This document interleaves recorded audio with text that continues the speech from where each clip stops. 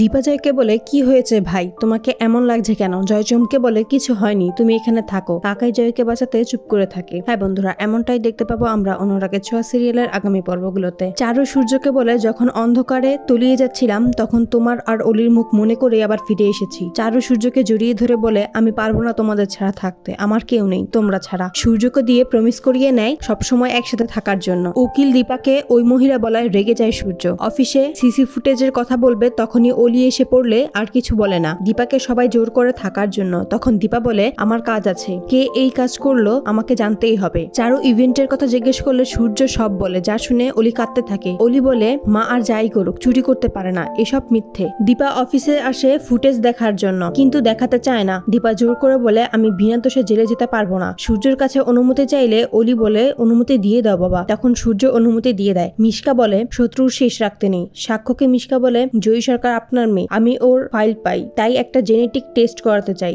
মিশকা স্বাক্ষর থেকে কৌশলে জেনে নেয় জয়ী স্বাক্ষর মেয়ে নয়। মিশকা ভাবে তাহলে কি জয়ী সূর্যের মেয়ে রূপা? তো বন্ধুরা, সকল সিরিয়ালের সকল আপডেট আগে পেতে আমাদের চ্যানেলটি সাবস্ক্রাইব করে পাশে থাকুন। ধন্যবাদ।